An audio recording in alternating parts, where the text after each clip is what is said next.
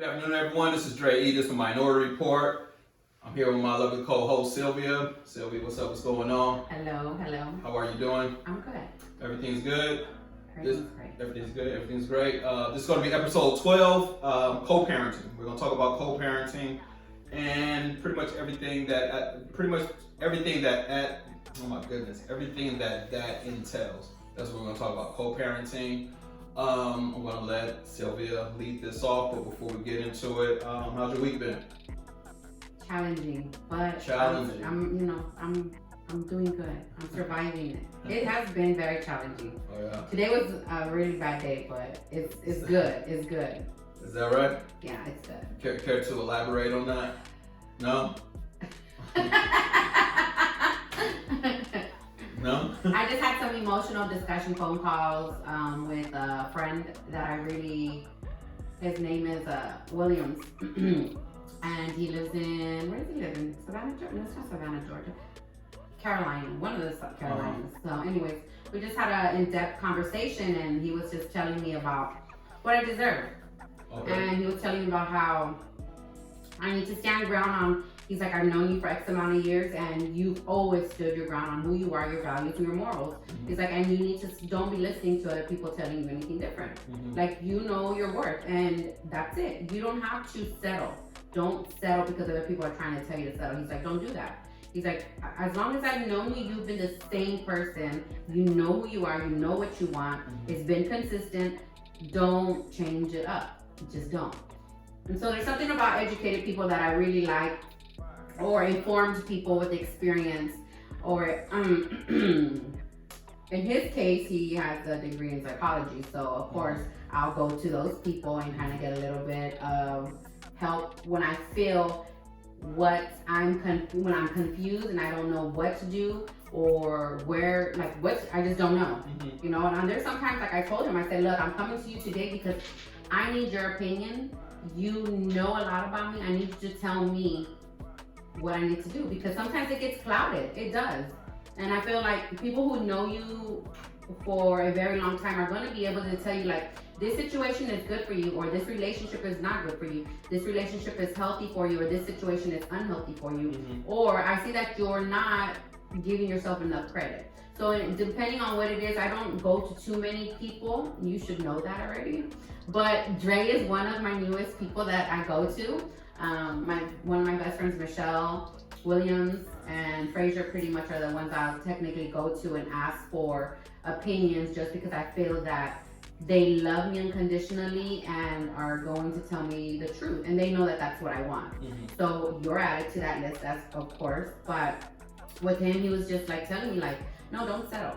You need to, it doesn't matter what the world is doing, what the world has come accustomed to. If your values and your morals are still intact from what you believed in 20 years ago, then leave them at that. Don't change it. Mm-hmm. So we had a little conversation and then I started crying and he was like, Okay, so stop crying. what were you planning on settling on?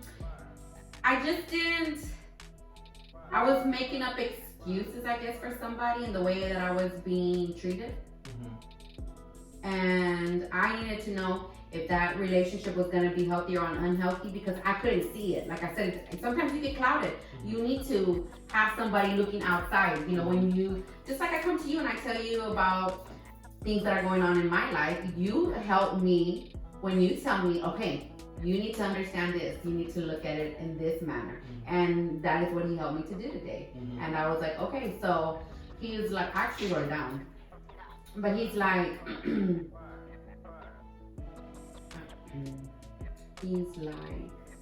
you deserve someone who values you. You deserve someone who protects you. You deserve someone who's going to love you as much as you love them. You deserve someone who's going to honor you. You deserve someone who's going to cherish you. You deserve to be someone's apple in the eye, because that's what you're willing to give. He's like, you need to remember that. Don't settle. You know who you are. You know what you want. You know your value. But then I get a little bit attached, I guess, mm-hmm. in a situation to where I start making up excuses for that person, mm-hmm. because you care about a person. And he's like, no, you don't do that. You don't do that. You stay away from that relationship, or he'll give me his advice or whatever the situation is. And So that's kind of what we were talking about today. And I needed that. Because yesterday was I was a little bit feeling the same way too. And then, I don't really talk to a lot of people. So it's not like, you already know that. So sometimes I'll kind of be like, okay, I need to have this discussion. So we had like a hour and something discussion. So that was good. That's good. Yeah, that's good. Well, my day was less eventful than that. Went to therapy, which is always good. What else did I do, man? I mean, just handle business as far as appointments and everything is concerned. I messed up my knee the other day running, so I had to go get that checked out yesterday at the VA. Everything's everything. I mean, I'm good, man. I mean, I still went on my run this morning. I shortened up the workload on that. Instead of 5, I did 3, but then I ran, shit, yeah, right. I rode 10 miles, so that's always good. But other than that, man, everything's good with me, man. I have no complaints. How's the knee though? Life is good. The knee's good. I mean, like I said, with the bike, did you wrap it up or what happened? Yeah, I got a knee brace for it. So no pain? I mean, a little bit, but everything's manageable, So I work out, you know that. Of course, yes. I work out. Yes. In case you guys don't know, I don't be posting it on Facebook, Instagram, or every day or whatever, but I do work out. So I hurt my elbow, and I guess I have that tennis elbow. Mm-hmm. So I understand. That's why I was asking, how do you feel? Because I still go to the gym, messed up or not. If I can't pick up the weight straight, I'm like trying to pick them up like this, and I'm still going at it. I'm still, like I said, I was out there this morning. I hurt it yesterday. I guess you could say rehab it yesterday. Knee brace. The knee brace on this morning and went to work, man. I mean, that's what it is. It's feeling a lot better though, than it was yesterday. So that's all good. So episode number 12, co-parenting. Let's talk about it. What are we talking about? I wanted to talk about co-parenting because I am a single woman and I know plenty of good single men, and the situation with a lot of the men, they don't get to see their kids. They're not co-parenting the way they would like to. Kids are being taken or kept from them. Excuses are being made, and being a single mother, I raised my son alone since he was 3 months old as well. So me and his father were together until he was 3 months. And then after that, it was just me until he left the house for the military. But I thought it was really important for us to talk about it because I know your circumstances as well. And it hurts me and it bothers me to see that there are great men in this world who are being kept from their kids. And I thought that would be a great topic for us. All right, so let's talk about it. Okay, so growing up, my mother and my father were together, and we kind of left the state, California to Texas. And when we came over here, I saw that my grandparents, which are my mother's parents, Okay. so her mom and her dad, used to be married a long time ago, got divorced, and then got remarried. And as far as I knew, that was normal for me. We had parties, quinceañeras, get-togethers, whatever the situation was. And all 4 were always there, both grandparents with their new partners. They used to get along, they used to laugh, and it was amazing. And I thought that was the way mostly everybody was. And then I realized that it wasn't like that. So when my mother decided to get married and I wanted my father around, we had a situation where I heard my stepfather tell my mother one time that if my father was going to be there, that he wasn't going to be there. He's like, I'm not going to be here. And we're talking about, it was like either Thanksgiving or Christmas. And I remember him telling her like that was not going to happen. He wasn't going to approve of that. And he's like, if you're going to have him here because that's what her kids wanted, we wanted our dad to be there. He was like, no, I'm gonna leave. That bothered me because I felt like, why should I have to choose? Why should we have to choose? Why should we be told that we can't see our father on a holiday? If it were me in this 2020 and I had a child, and I hope a lot of you guys think about this, you are hurting your kids when you're not allowing both parents to be there. Now, if the child is asking about their parents, even if you don't like them or they did something wrong to you, or they broke your heart, or whatever the situation is, you guys have to understand that has nothing to do with your children, because that creates unhealthy situations and relationships and bitterness and mental issues, and kids act out. And I don't think a lot of people understand that. And I see it even now. People are in their late 20s, in their 30s, in their 40s, upset about something that happened 20 years ago. I'm like, you guys need to let that go. Let me get rid of this gum. You need to let it go, because it's not healthy. And I see it. I see it with you. I see it with a guy that I know, Drew. I see it with my friend Roger as well. I've seen it with a lot of guys that I know that are good fathers or try to be good fathers, because let's be honest, we're not all great mothers. Not all mothers are great. Let's just, put that out there. We're not. We try our best. I believe in the circumstances that we have. Like, I was young. I was 15 when I came out pregnant. I had my son at 16.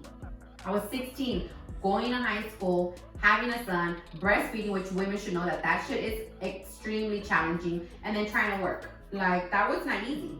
But I look at myself now to then, and I was like, how in the hell was I that strong?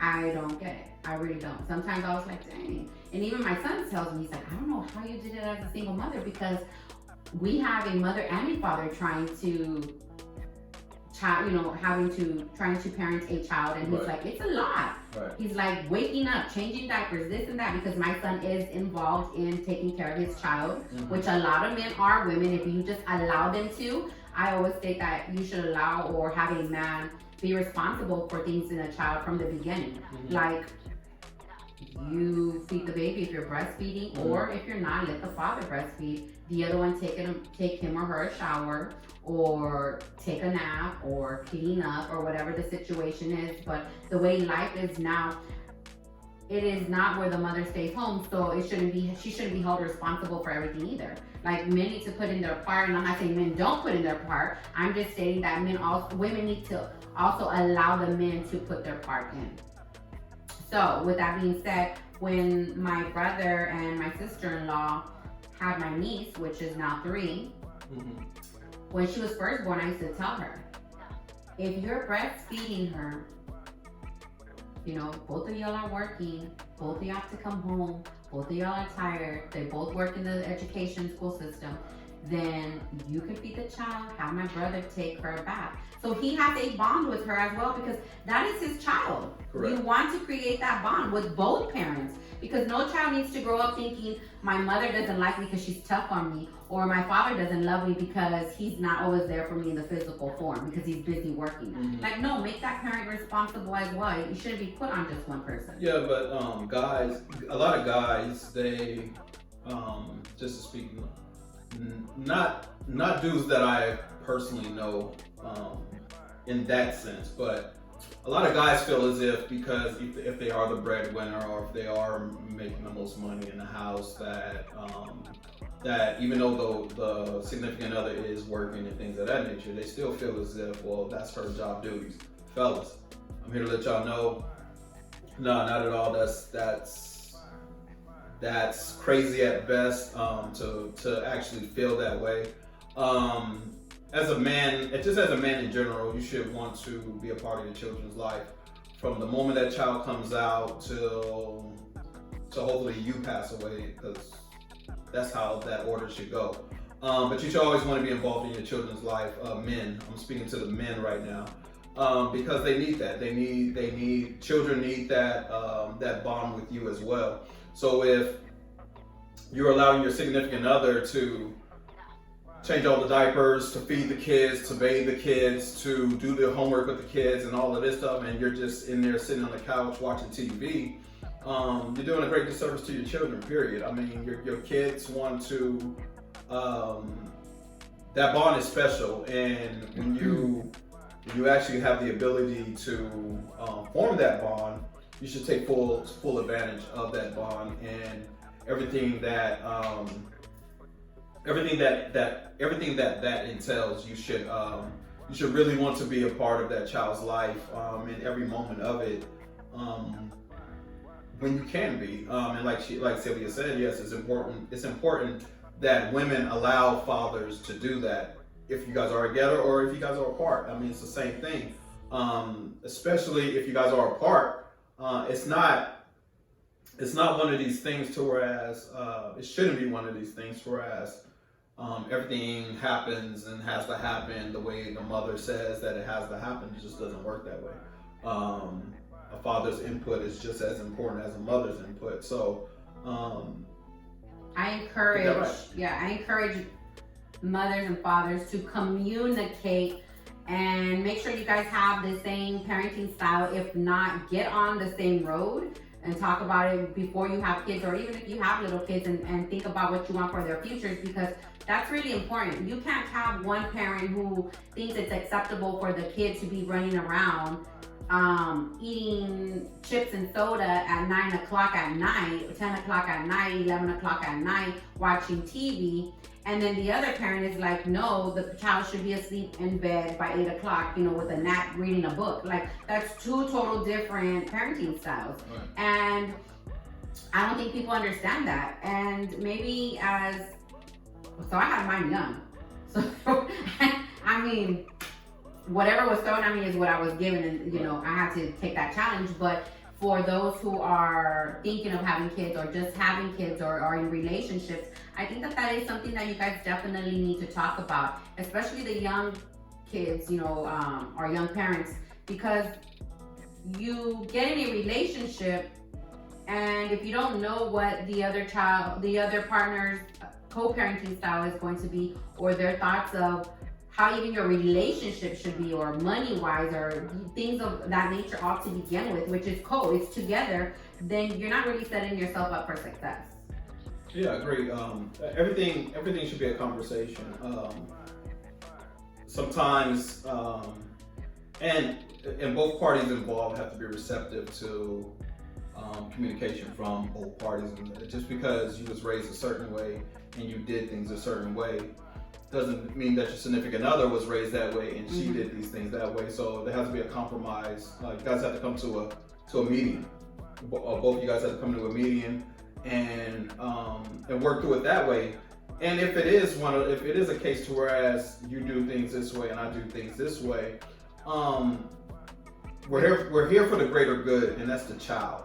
So if I'm saying, hey, I think it's best that we put our child down by 9 o'clock every night and read books and things of that nature, and then the other parents are like, well, no, not really.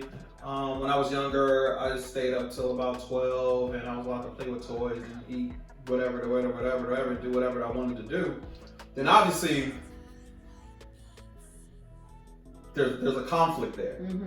But if you want the best for your child, we're gonna think what's best for the child, and what's best for the child will be putting them down at 9 o'clock, 8 o'clock, whatever you guys discuss, reading them a book and things of that nature. So that way they get into the routine of things, because these kids, if they're not in school, they're going to be going to school. If they're in school, then they should be in bed anyway. They should have a routine that they abide by all the time, not just, like I said, when they're in school and things of that nature. You should always have things for your kids to strive to accomplish, and getting them on a routine into accomplishing things, and you guys being on the same page when it comes to these things. It's just very important for the outcome and the upbringing of your children, period. It is. It's really, really important. And I don't know if people realize that going into relationships. Well, go ahead. I've seen it where I've been over to people's houses and there's a mother and a father and they're not on the same page at all. Yeah, because a lot of times, man, the parent is just hell-bent on being right instead of doing what's right for the child. Yeah. They're hell-bent on doing it their way. So then there's that friction between both parents in the household.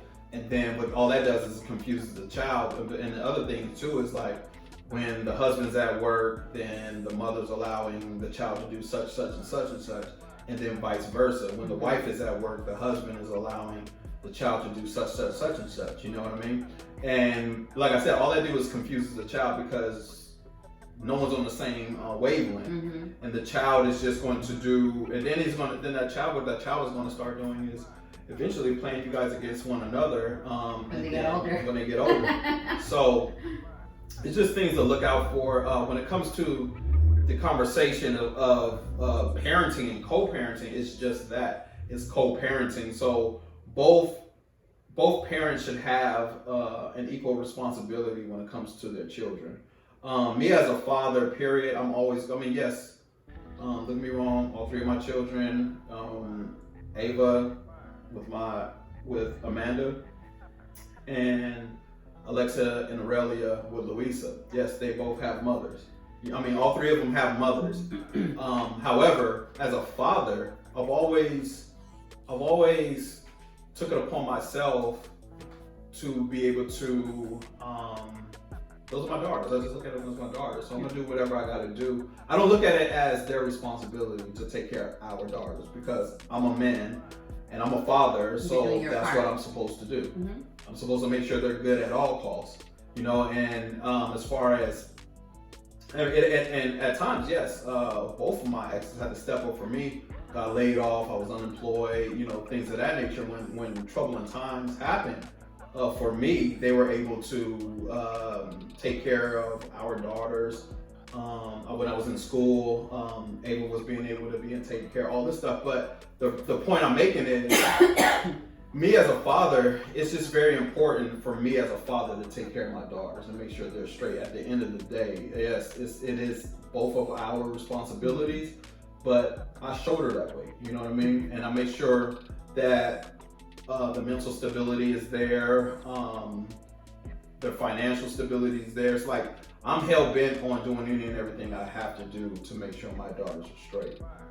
Just as a man, as a father, that's what I do. That's what I feel I'm supposed to do. Do you see a difference with your parenting with the twins compared to Ava? Because you are at a different age.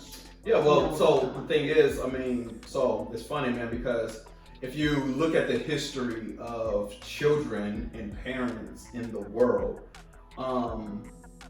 it goes, the first child is usually the most successful child. That's usually how that goes.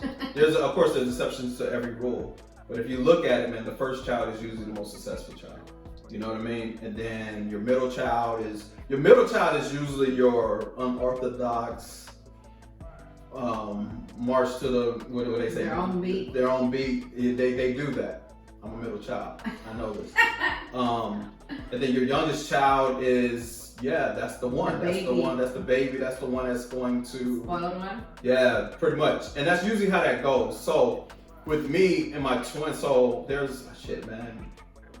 Ava's 3 years old. My twins will be 16. So that's a 13-year age gap between my children. So what I know is, I know I'm a different parent, man, because I didn't have one child and then another child and then another child. I had two at one time. So with my twins, it's like, I was just doing everything that I learned to do. With them, so with Ava, of course, I'm more lenient on Ava because it's Ava and she's pretty much a single child and she's pretty much my single child right now. So I've let her get away with more things that I would have let my twins get away with. But other than that, as far as my parenting is concerned, everything is still the same, man. I'm like, I'm not gonna say you know what? I will say this. What the difference between my parenting style with my twins and Ava is, with my twins, I was more militant in my approach. You know what I mean? It was more, like I said, that's normally what happens with the firstborn. It's like your parents are strict on them. I was strict on my daughters. I wanted them to abide by things and like the rules and regulations. But what I'm teaching Ava now is we talk out a lot of things because I allow her to, I speak about my emotions with her. Like when she does something, I don't tell her, yo, this is bad, you shouldn't be doing it. I let her know how it makes me feel as a man, as her father. Mm-hmm. Because for one, I don't want her thinking that men are supposed to be all hardcore and tough and macho and they can't express their feelings. I don't want my daughter to ever end up with a dude like that, because that's going to end bad for her. So I let her know, like when she does things, I let her know, oh, that hurt my feelings, or that made me sad. I tell her all of these things, man, and that's things I didn't do with my daughters when they were younger. It was just like, yo, why? Because I said so. Because I said so. You mean, like, first of all, what you mean why? Like, no, it's none of that, So, but I allow my daughter, allow Ava to express herself more and think through things versus just don't do it, and because I said don't do it type shit. So that's what's different about my approach. And I've only spanked her on, I don't know, probably on one hand. I mean, I can count on how many times on one hand. Ava, and she just turned 3, so I last spanked my twins when they were 4. I mean, because at that point they got it. It was like, okay, well, all he has to do is give me this look, and I'm gonna chill out because he's crazy. Whereas Ava's not like that though. I'll give her the look, she won't care. She'll still try to test it. She'll push you to the limit. And I kind of halfway, respect that about her. But at the same time, it's like you gotta reel that shit in, you know what I mean? Because I'm still her dad, and she's still gonna do what the hell I say do. But I'll let her explain it away, or give her whatever she thinks her little thoughts are. But that's what's different with me. It's like I said, my approach with my twins was more militant in my approach, and then with Ava, it's more diplomatic for the most part. I think it's also because you just get older. No, I got shit to do with that, yo. I'm a fucking machine when it comes to these kids, man. Nah, man. For me, I don't think it has nothing to do with my age. Or wisdom, I guess you could say. Yeah. It has a lot to do with wisdom. I mean, because, like I said, I done did this shit twice over already, man. And then I have a lot of fucking nieces and nephews and stuff. So, just to be able to, watch them grow as well, and then learning stuff from my brothers and, my sisters and everything. I mean, and my close friends, and seeing how they, I pull a lot of things from a lot of people when it comes to parenting, because there's no blueprint to this parenting thing. So. There's no books on it. There's no booklet, there's no step-by-step booklet. There's none of that. So, yeah, man. I mean, that's pretty much it. I mean, that's pretty much how I approach it different. Now, for you, what do you feel your son lacked because he didn't have his father in his house?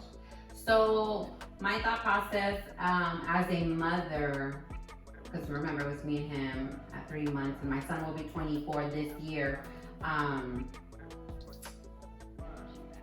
I always stated that I tried to make sure that he had more values and morals installed in him, and how he should treat women, because I feel the same way.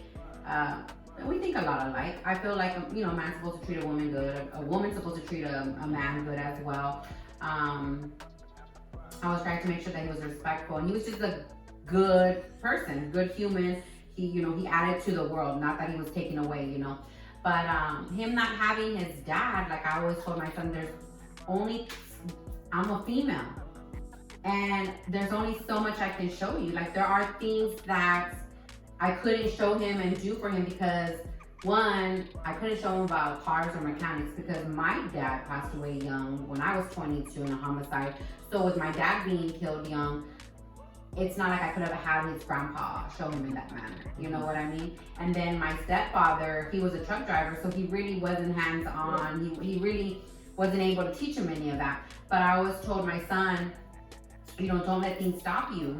Learn how to do something, Even till now, I always tell him, because it's important for him to be a good man. Like, I don't want him to feel lost in the world because he didn't have his father. He just didn't. His father, my son would go searching for his father instead of his father coming and searching for him. So I even tell him now, I'm like, go and look for your sergeants, go and look for men who you see that are good, who are good husbands, so that you can be around them, so you know what it is. You can ask them questions, you get mentors. I tell him that.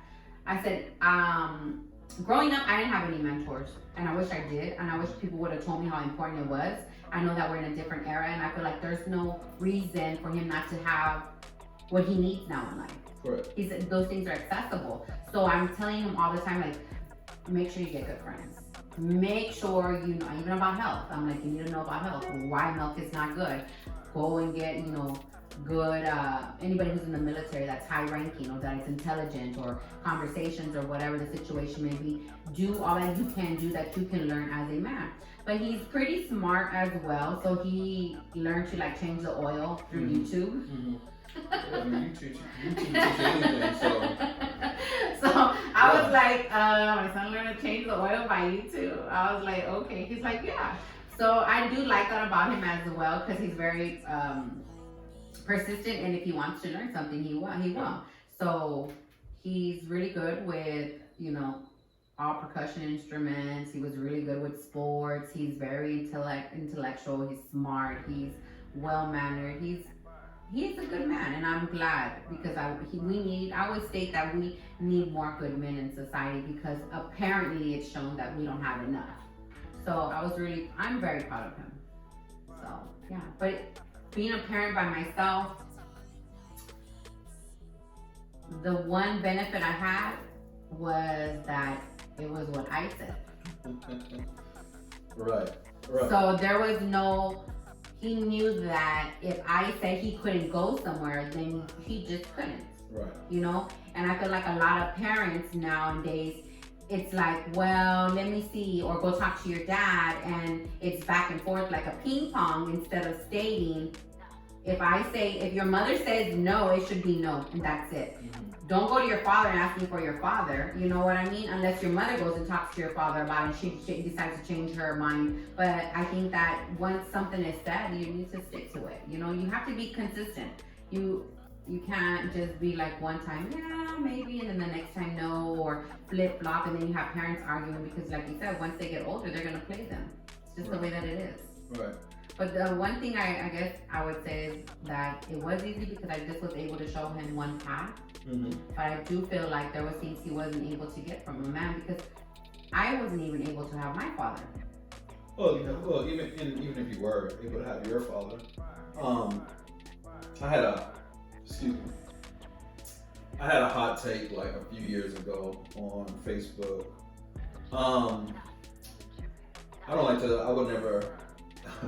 I would never consider myself opinionated. Mm-hmm. I just like to, I like thought-provoking conversation.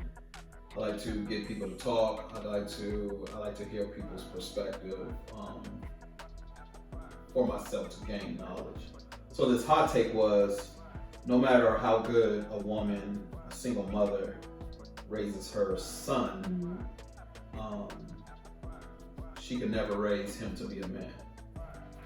And I got a lot of single mothers, they were pretty upset about that.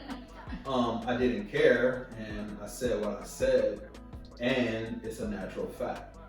It's a natural fact. A woman can do the best job she possibly can, but there's something about a father being in the household, teaching his children, his sons, more importantly, the way of the world. There's something about that.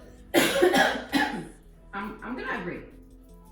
I just think, because even you saying it made me feel a certain type of way. Of course. And I think it's because women are probably feeling as if you're telling them that they're not good enough as a parent. No, I mean, and that's the and thing. I think that's where they get. That's what I try to make that very clear. But people read and hear things the way they want to read and hear them.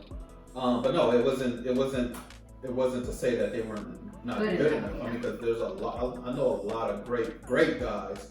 I mean, there's some single women who raise their son better than these so-called dudes who have both parents. Yeah. You see what I'm saying? Mm-hmm. So that's a fact. Like I know some stand-up dudes who only had their mother. Mm-hmm. But like I said, I mean, they were way more just way more put together than some of these dudes who had both parents. So I would never say that they didn't do a good enough job, or that they're not good enough. It's just like I said. I mean, in my opinion, it's common sense. I mean, can't no woman raise a man. That's just the basic way I put it. So, because you're not a man. You know, shit. I mean, that's how I see it. But that was a hot topic. I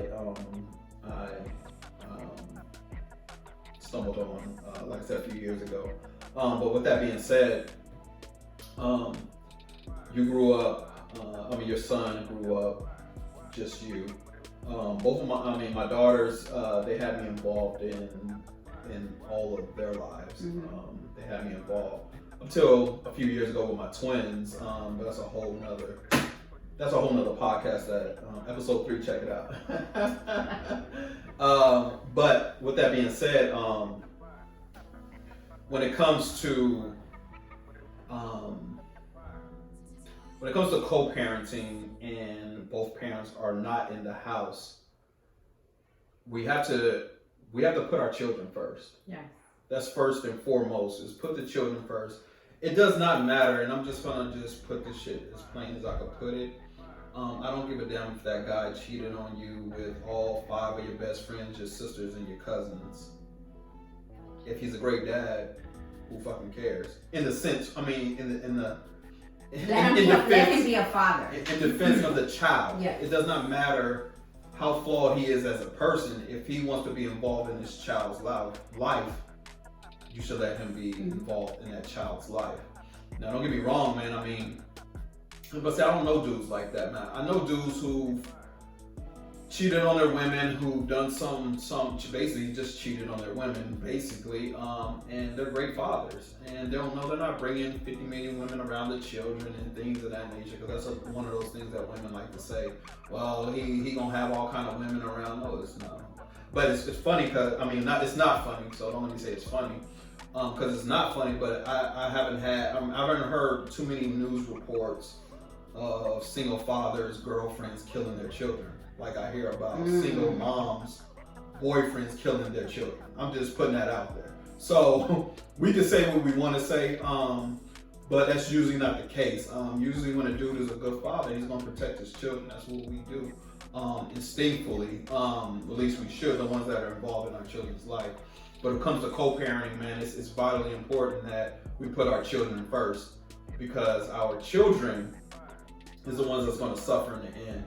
My daughters, your son, and any and everybody else's kid out there, they don't know the stories of what happened between their parents and things of that nature. All they're going to know is that parent is not around, or they're going to think that parent didn't care and things of that nature because of whatever the other parent is feeding the child. I've never said nothing ill will about neither one of my exes to any of my daughters, because that shit's gonna come out in the light and eventually anyway. And I used to be that child, you know what I mean? So when I was staying with my father, my stepmom used to always tell me things about my mother. But my father, man, he never really said nothing about my mom outside of what I've already knew about her. And I've always respected him for that. And my mom has never said anything bad about my father to this day. 42 years. Never, not one bad word about my father. Because it was going to come out in the end anyway. I don't know if that was her reasoning, but she just never said nothing bad about her. So with my son's father, people are like, well, what happened or whatever the situation may have been. It wasn't okay. Because I always try to look at the good, right? And I'll make excuses sometimes, but he was a good man to me.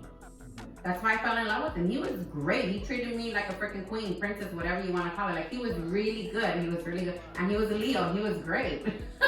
He treated me good. I don't know, because my son's father was raised by his grandmother, because he lost his mother at a young age. I think he was like 9 or 10. Mm-hmm. He lost his mother. His dad was in another country, and he didn't have any brothers and sisters. So he was literally an only child. Mm-hmm. And he had one uncle, and I wouldn't state that he was the strongest man, because for me, there's different criteria, right? And one is I respect Dre as a father, for sure. But most of the time, I have to have a respect level for men. That's just the way that it is. There's a respect level. And there are a lot of men, I'm not going to say that I don't respect them at all. I just don't have that admiration and that high respect and regards for them because I just don't, they're just another person. I don't feel like there's strength in them. So I don't feel that my son's father had that strength. Mm-hmm. And I don't know if it's because I came out pregnant or something that he didn't know what to do and how to react. And I felt that he didn't come communicate with me. And I think he just took a different approach. Yeah, in life, and things changed. So when that happened, I knew that was going to be unhealthy for me and my son. So I decided at 3 months that we had to separate and we couldn't be together. And it wasn't that I didn't want my son's father not to be in his life. It's just that what my son's father was doing at that time was unhealthy for us. And that was not something I was going to deal with. Mm-hmm. So having my son growing up as well, there wasn't, even for myself, I look back, because as you're growing, you're just going with it. You don't know any better. You don't know if your mother's a good mother, if your dad's a good father. Are they abusing you? Right. You just don't know everyone around. Right. So looking back now, I can say that there really wasn't a lot to what I would consider a man in my life. Mm-hmm.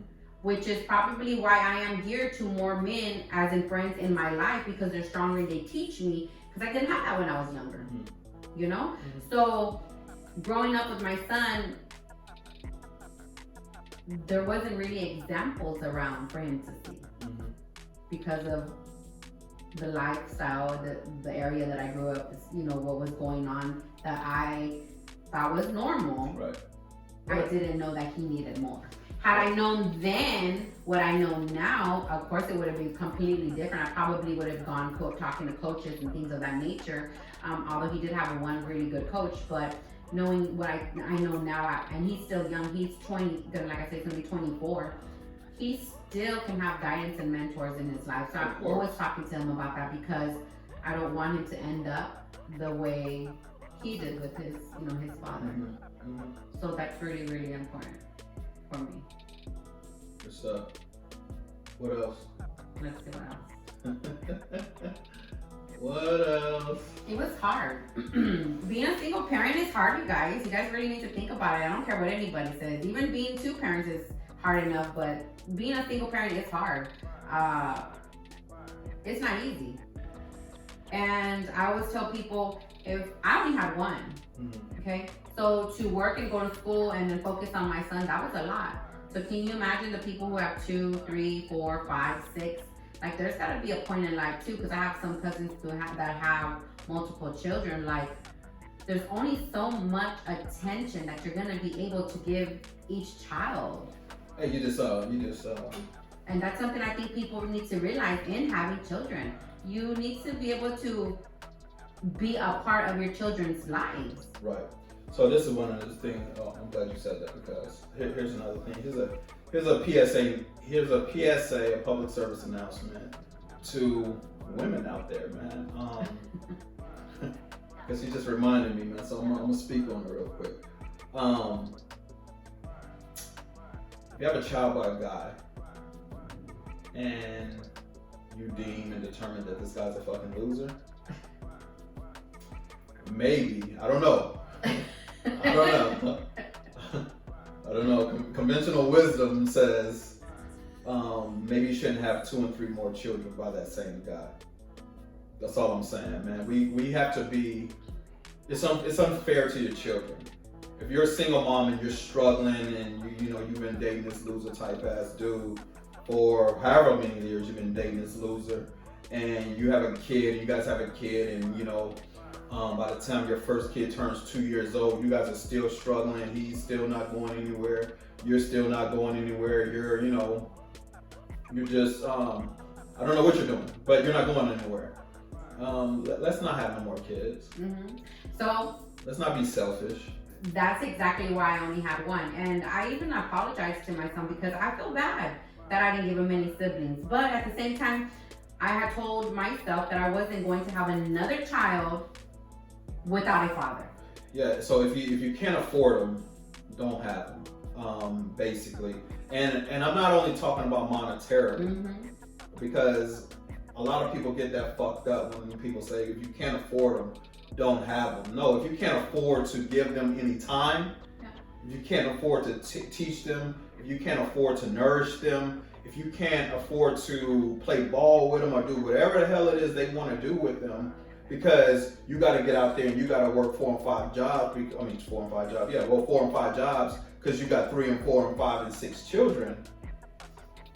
Then no. Stop having children, man. I mean, because it's just not fair. A lot of, like back in the day, a lot of women would just have children because they got to get more money and live off the welfare like that. That still happens now. Yeah, which apparently still happens.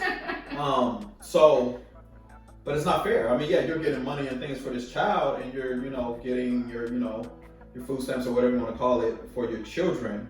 But how are you developing those children? 9 out of 10 times, they're going to end up growing up repeating that same vicious cycle. 9 out of 10 times. It's 1 out of 10 times that someone escapes that and goes on to prosper in life, because what they see is what they don't want to eventually be like. So that they use that as the motivation to get out, And so, man, like I said, just do them that favor, man, and stop being out here having these kids. And some of y'all, man, and I mean the guys too. I mean, this is not just on the women. This is on the guys too, because nigga, if you know you a loser, and we all know what the loser is, man. I mean, I gotta get into what a loser is, but the real loser type dude. If you know you're a real loser type dude, and you see Shorty, and Shorty got something going on, a lot of dudes, man, they'll prey on the women who got something going on just to get her pregnant, just so she can, and it's not even about them wanting to have a child. It's more so about them having to keep her. You know what I mean? If that makes sense. It's like more so about them wanting to, basically tie her down, and they're gonna tie her down with the kid, knowing already that they have no intention of being in this child's life. They have no intention on stop doing the loser ass shit that they're doing, so they could be a father to their child. They're just gonna go to the next chick and do the same thing to the next chick, And then fellas, here's a PSA to my fellas, man. We gotta start checking these niggas, man. Like, we gotta start having like real life conversations with these real loser type ass dudes, man. Because especially here in the Black and brown communities, man, why are we still going through this shit? Like, after so many years, after so many decades, after all of this fucking information that we have, everybody got a damn phone in front of them. It's filled with fucking information. All you gotta do is open it up and search for it. But in this case, you don't have to search for it. I'm letting you guys know, like, I personally, it's I guess, part of my criteria, if you will. If you're a loser ass dude and you don't take care of your children, we can't talk, bro. We don't have nothing in common, like, for real. Like, and I'm glad to be able to say that all of the men that I consider real dear friends to me and are close to me, and some of my, matter of fact, all of my associates that I consider associates of mine who are men, we take care of our kids. So like I said, it's like a criteria of mine. Because once I find out you're not taking care of your kid, like, what the fuck are we gonna talk about? Because you don't have no respect for them. Yeah, I don't have no respect for you whatsoever, man. If we ain't taking care of our kids, what the fuck are we doing?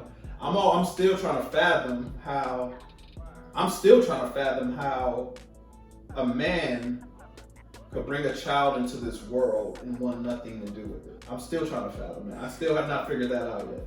Well, that's kind of what happened. I can't speak for my son's father, honestly, but that's technically what happened. He was never there. Right, that's what I'm saying. Like, so I don't even understand. Not even child support, and I don't get it because he was great to me. Oh yeah, that's another thing. So let me talk about this child support, fellas. So, and this to the dudes, man, pay attention. I mean, I know y'all gonna probably, send me some hate mail, be in the DMs or, have something to say about this. Now, yes, child support. I've always told both my baby moms, both mother of my children rather, that child support should never matter to me. I'm going to take care of my children regardless. If I got it, they're going to have it. Period. If I got it, they're going to have it. I don't give a damn what the state says or who says whatever. If I got it, they're going to have it. So if you want to put on child support, put me on child support. I've always told both of them that. So it is what it is. No one's going to mandate what I do and what I can do for my children. Period. Now, a lot of guys take that whole child support order and feel like that's taking care of your kids. Well, I pay my child support. Child support is not enough. You need to be involved in your you got to be involved in your children's life. I don't give a fuck what you pay in child support. Because the thing about it is, your ex, the mother of your children, knows what that child support is about. That child don't know shit about child support. All they know is, I ain't seen my dad all fucking month. Or you got them weekend warriors out there. I call them weekend warriors. These niggas who fucking pick their child up every other weekend and fucking take them to McDonald's and fucking Chuck E. Cheese and shit. Then drop them back off at the crib. I mean, to the mom's house and talk about, and just to go to the fucking club that same night and fucking pop bottles and shit. And then got the nerve to say, oh, I'm a great dad. Nigga, don't ever compare yourself to no one such as myself. Because no, you're not a great dad, in my opinion. That child wants to spend time with their father. That's what they want. They don't see that child support. They don't know nothing about child support. A lot of them don't even know what child support is until they get into their teens. So anything prior to that, they don't know nothing about that. But think about it like this. You're going, let's just say 12 years of your child's life just doing the weekend warrior stuff, if that. Because you're mad at the ex because the ex put you on child support. And I'll be the first one to tell you, I was doing what I had to do and my ex still put me on child support. So I feel you guys on that type of shit. You see what I'm saying? So I know that there's women out there who do devious shit like that. I get that. But we're not talking about those women. We ain't talking about guys like myself. We're talking about the dudes who go out here, have these children, want nothing to do with these children, pay their child support, and because they pay their child support, they feel like that's a supplement for them spending time with their children. And that is just so not the fucking case at all. But then, vice versa, the same thing for women too. Because I know a lot of good men who are single and are raising their kids in have full custody. I don't know why. I guess you meet a lot of men who have full custody of their children and are taking care of their kids, and the women are providing nothing. Facts. They're not seeing the kids. They're not calling the kids. They're not calling them for their birthday, Christmas. They're not providing nothing for school. No school clothes. No child support. Like, how do you do that? I don't understand how either parent does that. If you know you're like that and you know you're the type of person who's not going to take care of their kid, like whether you can or can't do it, if you're not going to do it, just get yourself fixed. I'm sorry to get like a cat or dog. Just get yourself fixed, because that's not fair to the children that we're bringing into this world. And we're not breaking cycles, and we need to be breaking the bad cycles. That's what needs to happen. That's why I don't have another kid right now. I wanted at least 4 kids, but it hurt me to see my son. It hurt me to see my son without a father. And I told myself, like, I don't want another kid, and I especially don't want another kid without a father. Right. Now, I hope that never happens to me. But if I did have another kid and I wasn't married with somebody, I would have an open door policy for that person. Because it is important to have your parents together. And I would make sure that that's my homie, like seriously, because the kid's important and I'm gonna need your help, because I'm not gonna do it all by myself again. I raised one son by myself and it was not easy and it was not fun. Yes, he's a great boy, a great man. However, I'm not gonna do it again by myself. Our children need both parents, women. Yeah, you need to let that bitterness go away, whatever the situation is, seriously, because you're just hurting your kids. You need to stop looking and thinking about yourself. You're hurting your kids. That's all I got to say. It is not about you. That relationship is gone. If it's more than 3, 4, 5 years, 10 years, 12 years, like seriously, let that shit go. I don't give a fuck if it was 2 weeks.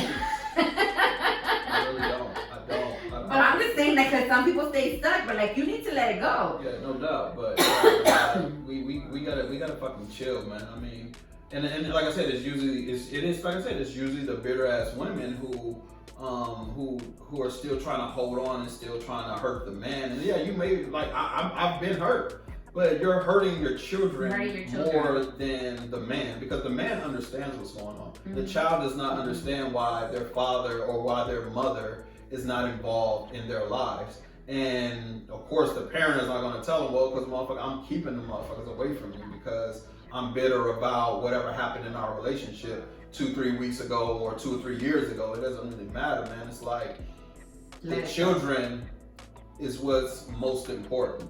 The children is the ones that should be loved and cared for the most. Period. All the other shit is irrelevant. And if your ex, I should say, done moved on and he or she is in love, it's important that you guys get along with their new significant other. It's only going to make their environment better for the children. You know what I mean? And that's just it. My last situation was just like that. My ex had children. I was the new guy. Me and her ex, Eddie, shout out to Eddie, we cool as shit. That's my guy. Like, I genuinely like that guy. I genuinely have love for that dude, and it was never nothing for me. I'm not a jealous type of nigga though, and it don't matter to me. So that's just me though. It's like, because I understand the importance of, so what was happening was my ex was having holidays. She was newly dating me. Mm-hmm. But so during the holidays, her children would go over to her ex's house, parents' house. And I think she did like 1 or 2 holidays just with me. And then like the following holiday, she was like, well, how would you feel about you coming? I don't give a shit. Yeah. I encourage it. Yeah. I'm with it. Like, cause I'm for the kid, and her children deserve for their mother to be there during the holidays. And it's like, why would I care? Like, I don't care about stuff like that. Whatever is going to benefit the children, we as grown-ups and as parents should be able to put whatever ego we have aside and let them have that moment. Period. Even if it's hard at the beginning, you guys, just keep doing it. Exactly. I mean, you see parents who are like going to the soccer games and sitting on the cross and talking crap about each other. Like, y'all are grown. But you love that person at one time. At one point, right? At one point. So if you love them so much, I don't understand that. I don't understand how you love them so much, and then now you just hate them or they drop you. You can't be in the same damn room as. No, y'all need to let it grow. You gotta sit across the field from them. And like she said, talking shit. Like, I don't even have that type of energy, man. Like I said, it's all love for me. Like, to any of my exes or anyone in the future, like if we didn't get along or if things didn't work out, like, it's still all love, man. I don't wish no ill will upon nobody. That's exactly how I feel. Because I'm just not that type of dude, man. And I keep it moving. I love the kids. I love all kids, and kids are innocent. Kids are innocent in our life's happenings, so we have to make sure that we do right by them, period. And the only way we're going to do right by them is if we grow the fuck up, grow a pair, and put into proper perspective of what's going on with ourselves as parents. Because we're parents at the end of the day, we're parents, we're trying to co-parent these little people that we brought into this world. And we should be hell-bent on breaking all the fucking cycles that our parents and our parents' brought to us. Like I said last episode, they didn't have all the information. They didn't have all the tools. We have the information and we have the tools. We just gotta stop being lazy. We gotta get up off our asses, and we gotta go seek out that help, and we gotta go seek out that information that we need. Period. End of discussion. Anything else you want to touch on as far as this is concerned? Nah, we're good. I mean, you have time now, but if not, we're good. No, we're good. We sitting at an hour right now. I was like, we could keep going, but yeah. No, we're gonna leave it at there, man. Episode number 12, co-parenting. So this is our segment called the final report. what the final report is, we pay homage to someone who's alive, who has made a significant impact in our lives. Basically, we're trying to give people their flowers while they're here. So, do you want to start or you want me to start? Go ahead. Go ahead. Okay. Well, my person is going to be Joyce Haywood. Okay, so Joyce Haywood is a friend of mine. She's actually the one who developed my shirts for me. So Joyce Haywood would be my person. Now, why did I choose Joyce? So I got to Texas about 7-8 years ago, right? I got to Texas about 7-8 years ago. Met up with Joyce. I knew Joyce since high school though. She was one of those people like the Brandy episode. I told you I would not fuck with her because I knew she'd beat me up. So she was the other person. That's Joyce. But no, man, I got back to Texas, and I left my daughters are back there in Vegas, and I was really hurt behind that. You know what I mean? It was the toughest decision I ever made was that to leave my daughters back in Vegas to come here to try to better my life out here. You know what I mean? So. I was really hurting from that, but so she has 2 sons and a daughter, and her oldest son was I believe he was still in elementary, about to go to middle school, right? And I believe that was the case. I'm not sure, or middle school. He was midway through middle school, about to go to high school. I'm not sure. I can't think that far back. However, she allowed me to. Take him under my arm, and then she actually, I don't know if I think she said that I said, but I'm pretty sure she took, I don't know, but somehow, some way I ended up being his godfather, right? So, and what that did for me, that really gave me something to focus on, and I don't have no sons either, so, but that's my son. I consider him my son. His name is AJ. Great kid, man. I mean, but she allowed me to come into his life and really make an impact on his life. But, and I've told her this before, so it's not a secret, where she thought that, I was helping her out and she was doing me a favor. She was really doing me a favor by allowing me to basically, I'm not gonna say have free range, but pretty much have free range when it came to AJ, and to really step up and be that father figure in his life. Now all of that is important, because if y'all knew Joyce, man,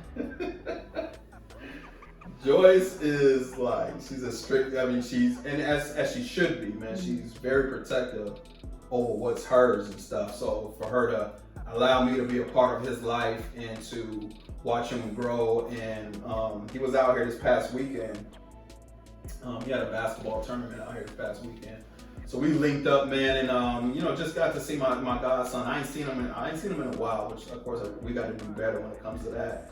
But like I said, man, shout out to Joyce, man, for allowing me to be AJ's godfather and to be a part of his life, and for them to be a part of my family, man, because I consider them family, all of them. During those years, man, that really helped me out a lot. And I felt like I ain't gonna say failed them or let them down.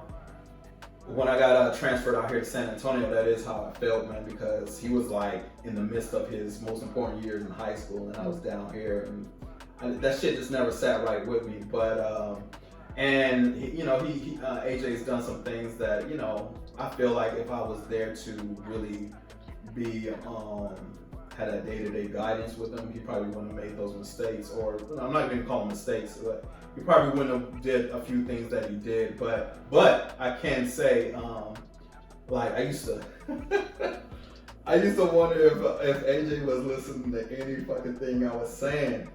But this nigga, man, man, I'm so proud of the man he's become, man. I mean, he's a father now, man, and he's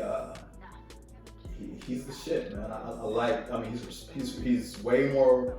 Because back in the day, I mean, it was what it was. But his maturity is skyrocketed. He's just an overall great guy, man. And shit, man, this motherfucker calls me up nowadays and gives me encouragement. So that's dope, man. For him to, he'll tell me about the podcast, like he'll listen to it, he'll give me his input and everything. So it's real dope, man. Our relationship, like, it got rocky for a second, like, but the way it bounced back is just beautiful, man. So shout out to Joyce, shout out to AJ. I love y'all. Shout out to Elijah. I love you. Shout out to Tawny. I love you as well.